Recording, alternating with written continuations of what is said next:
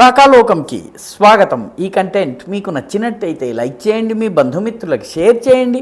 ఇప్పటి వరకు సబ్స్క్రైబ్ చేసుకోకపోతే సబ్స్క్రైబ్ బటన్ని నొక్కండి. అదేవిధంగా బెల్ ఐకాన్ని కూడా తప్పనిసరిగా నొక్కండి. జై హింద్ మిత్రులారా. పశ్చిమ బెంగాల్లో గత 40-45 సంవత్సరాలుగా వామపక్ష తృణమూల్ ప్రభుత్వాలు చేసినటువంటి గందరగోళాన్ని సరిదిద్దే పెద్ద బాధ్యత కొత్తగా వచ్చినటువంటి భారతీయ జనతా పార్టీ రాష్ట్ర ప్రభుత్వం పైన పడింది. ముఖ్యమంత్రి శుభేందు అధికారి ఈ పనిలో పూర్తిగా నిమగ్నమై చాలా వేగవంతంగా యాక్ట్ చేస్తున్నారు. పాత వ్యవస్థల్ని పూర్తిగా ధ్వంసం చేసి, ఎందుకంటే అవినీతి పైన, మైనారిటీ బుజ్జగింపు పైన, ఓట్లు మాత్రమే పొందాలన్నటువంటి తాపత్రయంతో కూడినటువంటి వ్యూహాలు, వ్యవస్థలన్నింటినీ కూడాను పక్కకు పెట్టే పని ఆయన చేస్తున్నారు. ఆయన పని యోగి ఆదిత్యనాథ్ కన్నా కూడా వేగవంతంగా నడుస్తోంది. ఒక రకంగా చెప్పాలన్నట్టయితే యోగి ఆదిత్యనాథ్, హిమాంత విశ్వశర్మ, అదేవిధంగా శుభేందు అధికారి వ్యవస్థల్ని మార్చే విషయంలో పోటాపోటీగా వ్యవహరిస్తున్నారని చెప్పాలి. శుభేందు అధికారి, ముఖ్యమంత్రి శుభేందు అధికారి తాజాగా పశ్చిమ బెంగాల్లో ఉన్నటువంటి మద్రసాలన్నిటి యొక్క సర్వే చేయాలని చెప్పి ఆదేశించారు. ఆథరైజ్డ్, అనాథరైజ్డ్, ప్రభుత్వానికి తెలిసి తెలియకుండా ఉన్నటువంటి ప్రతి మద్రసాని సర్వే చేయాలి. సర్వే చేసిన తర్వాత ఆడిట్ జరగాలి. అందులో ఉన్నటువంటి సంపద కానీ, దానికి వచ్చేటటువంటి నిధులు కానీ, అది నడిచేటటువంటి పద్ధతి కానీ, ఈ మొత్తం కూడాను ఆడిట్ చేయాలి. ఆడిట్ చేసిన తరువాత ఈ మద్రసాల్లో గనక ఆయుధాలు ఉన్నట్లయితే ఆ ఆయుధాలన్నింటినీ కూడా సీజ్ చేసి, ఈ సీజ్ చేసినటువంటి ఆయుధాలన్నింటినీ కూడాను ప్రభుత్వం స్వాధీనం చేసుకోవాలి. ఈ పని ప్రారంభమైపోయింది. ప్రకటన తరువాత వెలువడింది. ఎందుకంటే ముందు ప్రకటన వెలువడితే ఆయుధాలు వేరే చోటికి వెళ్ళేవి. కాబట్టి పశ్చిమ బెంగాల్లోని మద్రసాలన్నిటి, ఇందులో నిజానికి ఒక మద్రసాకి ప్రభుత్వ గుర్తింపు లేదా ప్రభుత్వానికి తెలిసి జరుగుతుంటే 10 మద్రసాలు అన్రెగ్యులేటెడ్, ఎలాంటి నియమ నిబంధనలకి లొంగకుండా పూర్తి స్వతంత్రంగా నడుస్తున్నటువంటివి ఉన్నాయి. అన్రెగ్యులేటెడ్ మద్రసాలు పశ్చిమ బెంగాల్లో రెగ్యులేటెడ్ మద్రసాల కన్నా 10 రెట్లు ఎక్కువగా ఉన్నాయి. వీటికి డబ్బు ఎక్కడి నుంచి వస్తోంది? ఇది ఒక పెద్ద ప్రశ్న. ఈ ప్రశ్నకు జవాబు లేదు. డబ్బు ఎక్కడి నుంచి వస్తుంది? అరేబియా నుంచి వస్తుందా, లేకపోతే ఇరాన్ నుంచి వస్తుందా, లేకపోతే బంగ్లాదేశ్ నుంచి వస్తుందా, లేకపోతే ఇంకా ఏమన్నా సోర్సెస్ ఉన్నాయా?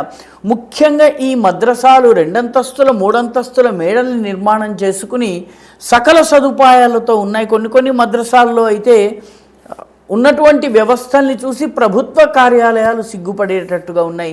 కాబట్టి వీటికి ఈ మనీ ఎక్కడి నుంచి వస్తుంది? ఈ డబ్బుకి సంబంధించినటువంటి ట్రైల్, ఎవరి నుంచి ఎవరి దగ్గర నుంచి ఏ ట్రస్ట్ పేరిట, ఏ ఫండ్ పేరిట ఎలా జమ అవుతుంది, మొత్తము ఈ ఫండింగ్ ట్రైల్ని కనుక్కోవడము, ఇది మొట్టమొదటి పని.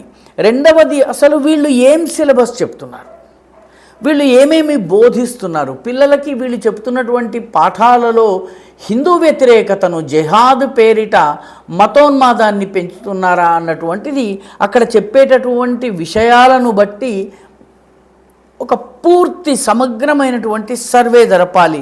ఈ రెండిటితో పాటు అనాథరైజ్డ్ వెపన్స్ ఏమన్నా ఉన్నాయా అన్న దానికోసము ఆడిట్ జరపాలి.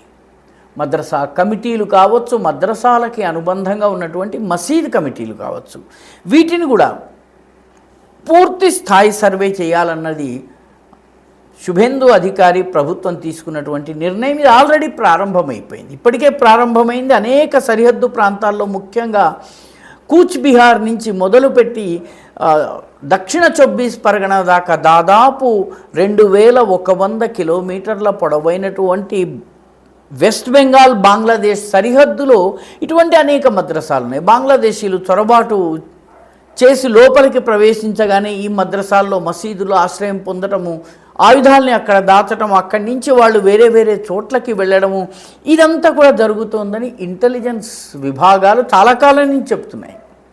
అయితే ఇంతకాలం ఉన్నటువంటి ప్రభుత్వం వాటిపైన యాక్షన్ తీసుకోలేదు. కాబట్టి ఏమీ జరగదన్నటువంటి ఒక భరోసాలో, ధీమాలో, ఒక నిర్లక్ష్యంలో ఉన్నటువంటి ఈ మద్రసాలకు తాజా ఆదేశాలు ఒక కుదుపులాగా వచ్చినాయి. మొత్తము ఇంటెలిజెన్స్ రిపోర్ట్ ప్రకారం అన్రెగ్యులేటెడ్ మసీదులన్నిట్లలో కూడాను ప్రమాదకరమైనటువంటి పరిస్థితి ఉంది అన్నది. కాబట్టి ప్రభుత్వానికి తెలియకుండా జరుగుతున్నటువంటి వీటికి సంబంధించి మొత్తము సర్వే జరపడం అనేది చాలా పెద్ద ఎత్తున జరుగుతోంది. తప్పిదాలు చేస్తూ దొరికినటువంటి వాళ్ళు, నేరపూరిత కార్యకలాపాలు చేస్తూ దొరికినటువంటి వాళ్ళు, అక్రమ ఆయుధాల్ని ఉంచినటువంటి వాళ్ళు శిక్షలను తప్పించుకోలేరని చెప్పి రాష్ట్ర ప్రభుత్వ అధికారులు చెబుతున్నారు. చాలా పెద్ద ఎత్తున ఏకకాలంలో ఈ సర్వే జరుగుతోంది. పశ్చిమ బెంగాల్లో పరిస్థితి ఎంత దారుణంగా ఉండేదన్నది బయట ఉన్నటువంటి మనకి చాలామందికి అర్థం కాదు. కోల్కతాకి నిన్న మొన్నటి దాకా మేయర్గా ఉన్నటువంటి ఫిర్హాద్ హకీం, ఇతనైతే మొత్తము పశ్చిమ బెంగాల్ని ఇస్లాంమయం చేయడం నా జీవన లక్ష్యం అని చెప్పినటువంటి వ్యక్తి. ఈయన పాకిస్తాన్ నుంచి కొందరు వ్యక్తులు ఏదో టూర్ చేయడానికి వచ్చినప్పుడు వాళ్ళకి కిదర్పూర్ అనే ప్రాంతంలో తీసుకువెళ్ళి ఆ ప్రాంతాన్ని చూపించి ఇదంతా కూడా మినీ పాకిస్తాన్ అని ఓపెన్గా చెప్పాడు. ఇది మినీ పాకిస్తాన్ కాబట్టి ఇక్కడ పూర్తిగా భారతదేశపు రూల్స్, రెగ్యులేషన్స్, నియమాలు, నిబంధనలు, విధులు ఏమీ చెల్లవు, ఇది పాకిస్తాన్ అని చెప్పి సగౌరవంగా పాక్ టీంకి ఆయన ప్రకటించారు. కిద్దర్పూర్ ప్రాంతంలో, ఇది కోల్కతాకి దగ్గరగా ఉండేటటువంటి ప్రదేశం. కాబట్టి ఇలాంటి మినీ పాకిస్తాన్లు ఏవైతే ఉన్నాయో, ప్రభుత్వానికి లొంగకుండా ఉన్నటువంటివి, ప్రభుత్వ విధి నిషేధాలని ఒప్పుకోనటువంటివి, వీటన్నిటినీ గుర్తించే పనిలో పశ్చిమ బెంగాల్ ప్రభుత్వం పడింది.